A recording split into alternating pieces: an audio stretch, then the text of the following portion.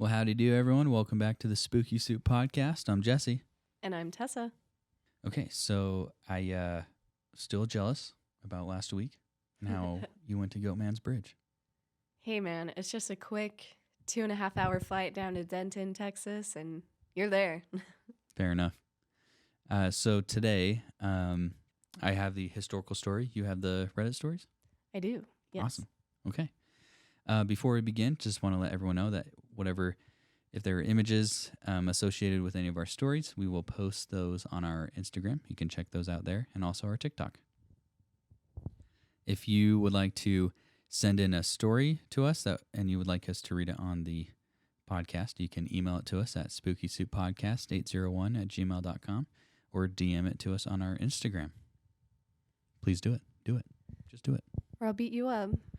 In the words of Shia LaBeouf, just do it. Do it. Okay. Well, then I will pass the torch. Thank you. All right. So I'm kind of shaking it up for the Reddit stories. I've got kind of a show recommendation, and then a Reddit story, and then a news story. Awesome. Cool.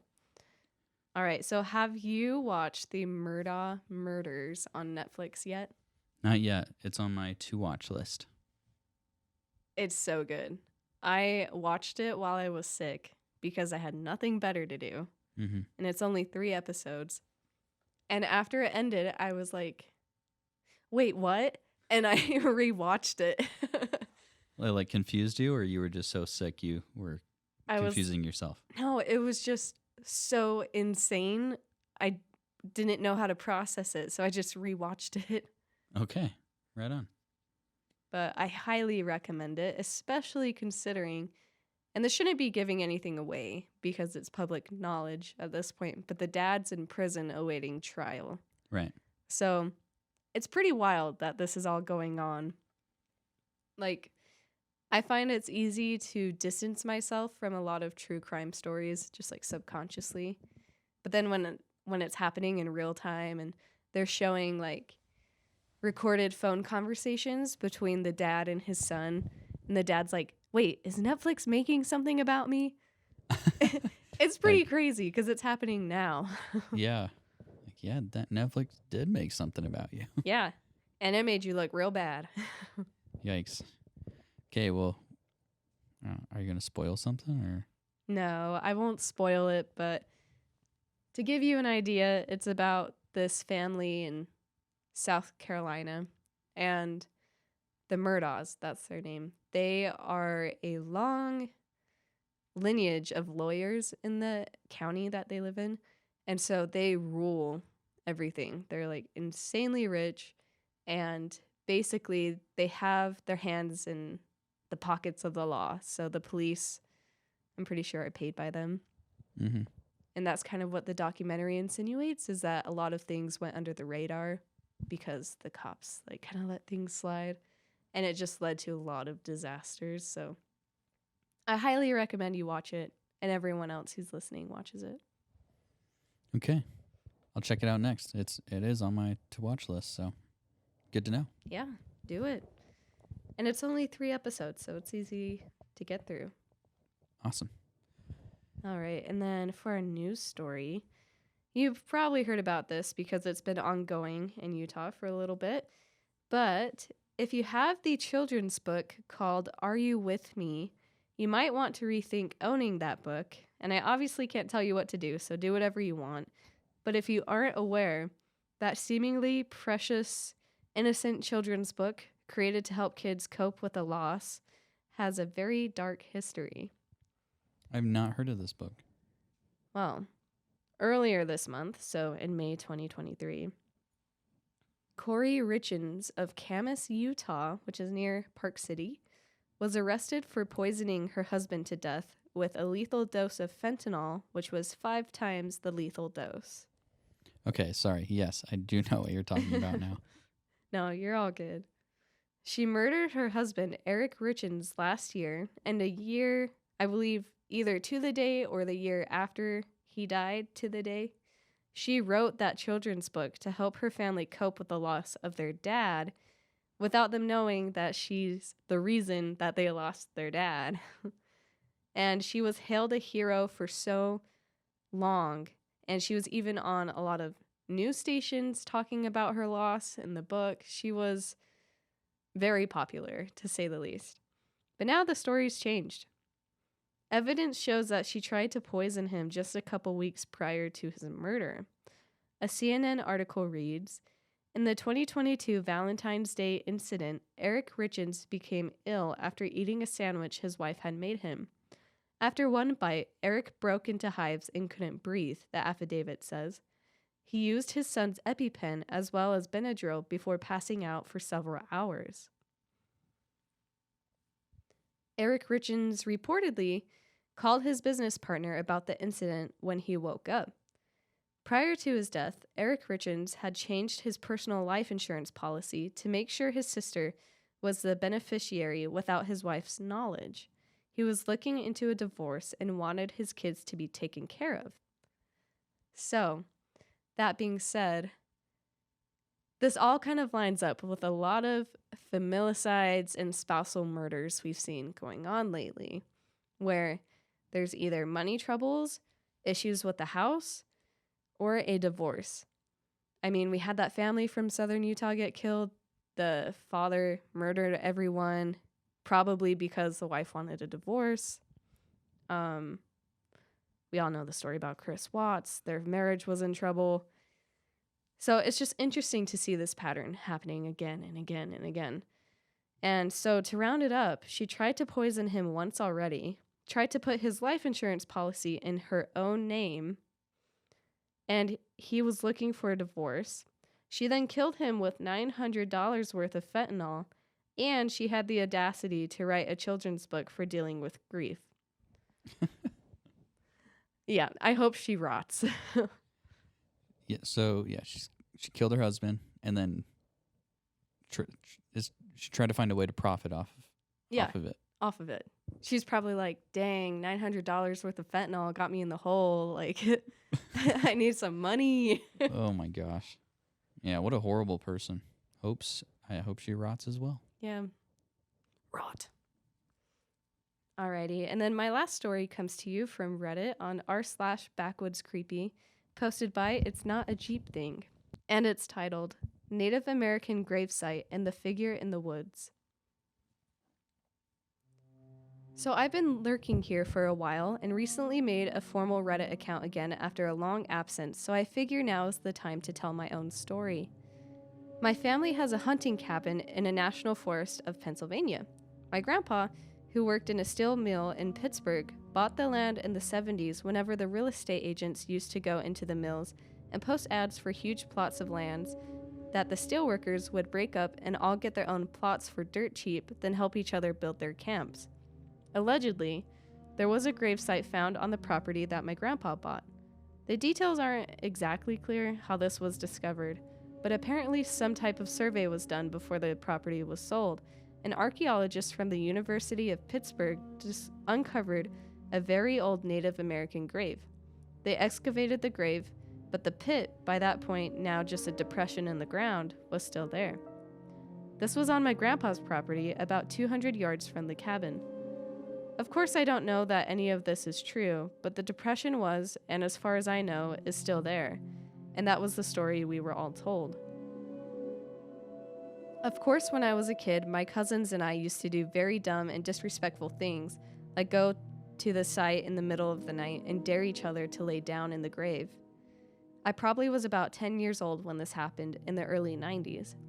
My dad swears he doesn't remember this, but my cousin and I keep in touch with, and he clearly remembers it also. We were sitting around the campfire, roasting hot dogs and marshmallows, talking, that type of thing.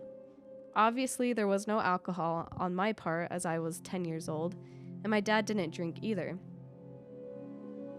I remember my dad shushing everyone, and my older cousins and my dad were talking about seeing somebody in the woods.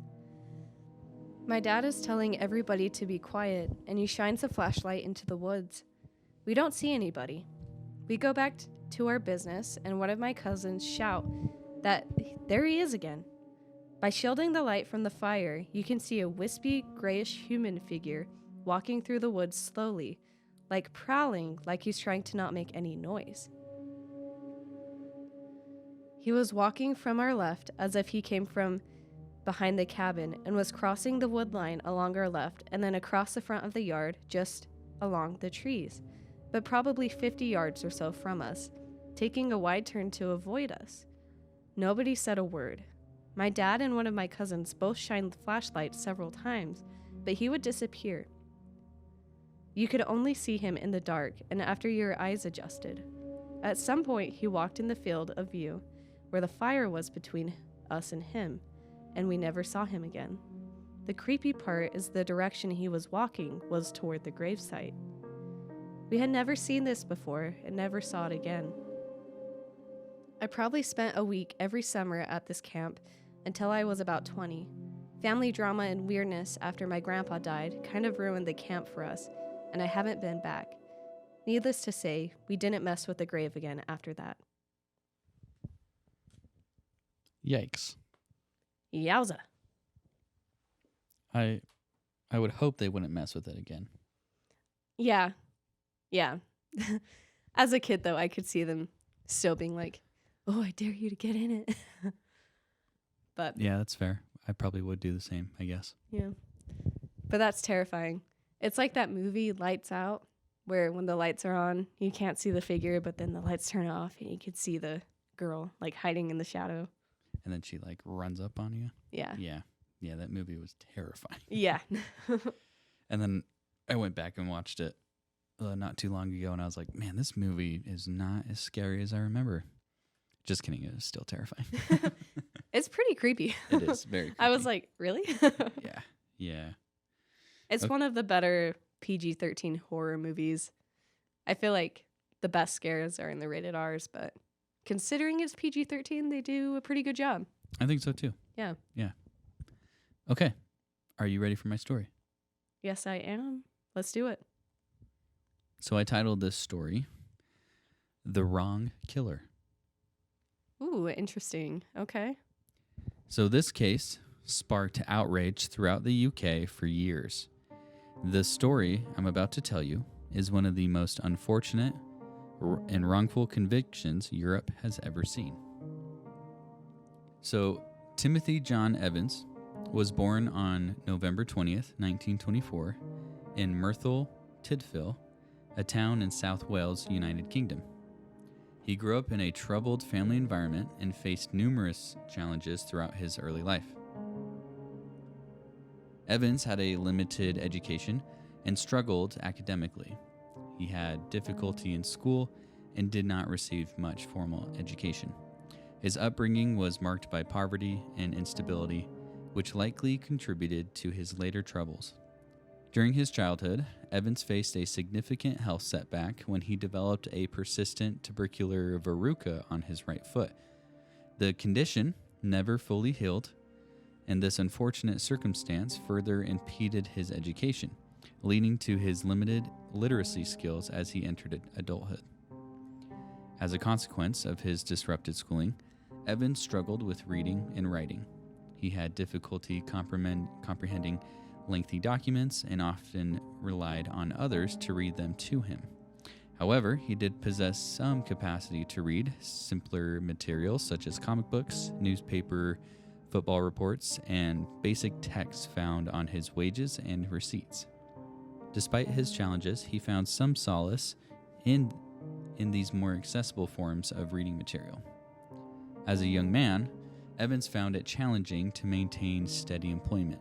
He took on various odd jobs to make ends meet, but he often struggled with financial difficulties. This unstable financial situation likely added to the strain on his personal life. Evans was an okay guy. He was just trying to live his life with a bad foot, and while attending school, he became a painter and decorator. But as you know, things in life happen, and he moved on to the next job, which was working in the coal mines. But due to his bad foot, he had to quit that job and move back in with his parents until he could find something new. And to give you a little bit more context, Evans had issues with his own personality, He was very self-conscious due to his lack of literacy. He would often make up stories to boost his self-esteem, and people learned to roll their eyes whenever Evans would boast about himself. So, Evans, he met his future love, and her name is Beryl Thornley. They were set up on a blind date. Their married life was marked by both moments of joy and significant challenges. The couple settled in Notting Hill, London, where they lived in a rented top-level flat at 10 Rillington Place. And in 1948, Beryl gave birth to their first child, Geraldine, a baby girl. However, their marriage would soon be plagued by tragedy and turmoil. Beryl and Timothy experienced financial difficulties. They struggled to make ends meet. Their limited financial resources added strain to their relationship and made it challenging for them to build a stable and comfortable life together. The two were always quarreling over a variety of things. Money was always tight. Timothy would waste the money they did have on alcohol. He was a heavy drinker, and it didn't help his temper. Beryl was known to be super lazy and an awful housekeeper. She was in charge of the finances and didn't do such a great job herself. And neighbors constantly complained of hearing banging and yelling, as the couple were never quiet when it came to their arguments. Sometimes neighbors would even complain of fights, like they could hear them fighting physically. So it was pretty intense. Yeah, it sounds like it. In 1949, Beryl told the news to Timothy that she was pregnant. You think they would be thrilled, but that was not the case. Their financial situation was so bad, Beryl decided it would be best to abort the baby. And although knowing full well the situation they were in, Timothy disagreed. After some time in convincing, he gave in and eventually did agree to aborting the baby. So, this is where the story gets interesting, and I apologize. That was a lot of buildup, but I just wanted you to get to know the characters of this story. No apologies needed. So, yeah, I feel like I can picture them really well now. So we got Timothy, and we got Beryl and Geraldine, right? So on November 30th, 1949, Evans walked into the police station and told them that he killed his own wife. When police asked him how she died, he replied with a very strange confession. Evans explained to police that he gave a bottle of some type of medicine to Beryl to take to abort the fetus. She drank it, died, and Evans claimed to have taken her body and thrown it in the sewer outside their home. He also explained how he had arranged plans to have someone look after Geraldine while he leaves for Wales to visit family. So police took his confession, went to their home to search through the sewer, and that is where they found nothing. The police thought the whole thing was completely strange. Why leave your daughter here and go visit family by yourself? Why dump the body right outside the home and not try to hide it any better? And also, police noted that it took 3 to 4 officers to lift the manhole cover up where the supposedly hidden body was. And there's no way Evans did it on his own. Yeah, that's suspicious. Yeah, if you look at pictures of Evans, he's a small looking guy. And I couldn't I tried to find his height and weight, and I couldn't really find anything. But yeah, once again, if you look at pictures, he's not a big dude. So police took that all into consideration and realized, yeah, there was no way he could lift that manhole cover on his own. So the authorities asked him again what happened. Like, dude, don't lie to us. Like, well, why are you being weird and telling us this crazy story? So he actually caved and told them a completely different story. Evans and Beryl approached a man. So Timothy and Beryl approached a man they knew called John Christie. They asked him if he would be willing to perform an abortion because abortion was illegal in the UK at the time, to which Christie eagerly agreed. On November 8th, 1949, Evans returned home extremely nervous and anxious to know how the procedure went. So he went to work for the day and then, coming back home super anxious, hoping all went well. Christie informed Evans that something went completely wrong and Beryl died during the abortion. Why he did this, I don't really know, but Evans left Geraldine with Christie to look after, and that's when he left home for a few days to stay with family. So sorry, he didn't go to work. He went to go stay with family during this time. So Christie said, leave your daughter here with Beryl, go be with family, and I'll take care of the rest, and I'll see you in a few days. Wow, how trustworthy. Kind of strange, right? That's just baffling. That's so strange. Yeah. So, with this new information, police turned to 10 Rillington Place, where they lived, and turned it completely upside down looking for evidence. Eventually, they did find the body that belonged to Beryl. It was wrapped in a tablecloth, hiding in the tiny backyard of 10 Rillington Place. So, if you guys have been to the UK, they don't have a ton of space in these, I don't know what you call them, like townhome apartments. So like tiny little backyards. So that's when something completely shocking happened. Laying next to Beryl was the body of little Geraldine. They both had been strangled and buried. Police were so confused at this point. Evans never mentioned that he killed his daughter. If he confessed to killing Beryl, why didn't he also confess to killing Geraldine? It just wasn't making sense. Right. He wouldn't really have anything left to lose at that point. Right. The police took the clothing from both bodies and presented them to Evans. They asked him if he recognized them, and of course, he did. But something was off to Evans. Why were they showing Geraldine's clothes to him? That's when they informed Evans that they found Geraldine's body. His reaction to all this information, he was completely thrown off. They said that he looked incredible, like he looked surprised. He was so depressed, and you could tell that and in that moment that you could tell he was just dealing with all this sadness and confusion and dread. So authorities asked him if he also killed Geraldine, to which Evans replied, yes. What? This is when he changed his story for a third time. Evans claimed that he strangled Beryl after an argument over finances, and then he strangled Geraldine a few days later before leaving town to visit family. He claimed to have hidden the bodies in the washroom behind 10 Rillington Place. Okay, but while on trial, Evans stated that he felt extreme pressure from the police to confess to the murders.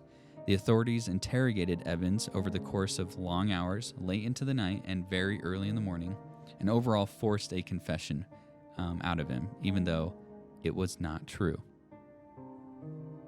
This just keeps getting wilder and wilder. So now here is the major twist to everything. Do you remember the guy I mentioned earlier, John Christie? Yeah. So where's this guy come into the whole story, right? So while on trial, Evans was able to give his 100% true side of the story to the jury.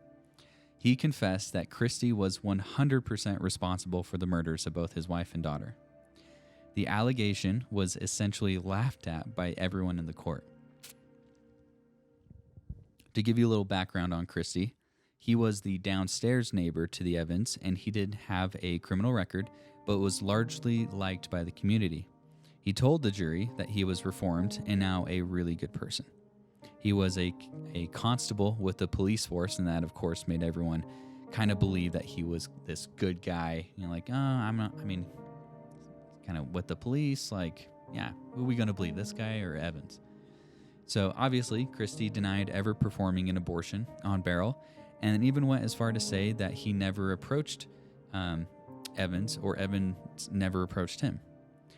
Christie also mentioned that it simply didn't make sense for him to kill Beryl and Geraldine, so there was no motive. Essentially, it came down to Evans' word versus Christie's. After only 40 minutes, the jury came to a final verdict and found Evans guilty of murder. On March 9th, 1950, Timothy John Evans was hanged for the murders of his wife and daughter. He was only 25 years old. Oh, no.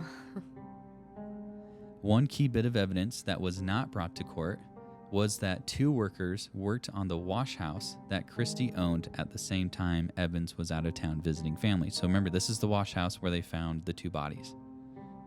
So to make that more clear, if these 2 workers would have come forward, they could have, this could have completely blown the whole case out of the water, because that means that Evans was not guilty of murder, because he said that he put the bodies in the wash house. Right. But they were found in the backyard. Yes. And these 2 workers, while Christie was gone out of town, they were there working. There were no bodies. So it just didn't make sense. For about 3 years, life went on. That was until Christie decided to move away from 10 Rillington Place. This left Christie's apartment vacant, and the landlord, of course, needed someone to fill the space. One of the other tenants actually wanted to use the kitchen to cook a big meal. I'm guessing it was like a holiday or something. This person's name is Beresford Brown. When Brown was searching the cabinets, I'm guessing he was either looking for like utensils or like spices. Maybe Christie left something there. But he found something completely disturbing. What Brown found in the vacant apartment were 3 bodies that belonged to 3 missing women. These women were Kathleen Maloney, Rita Nelson, and Hectorina McLennan.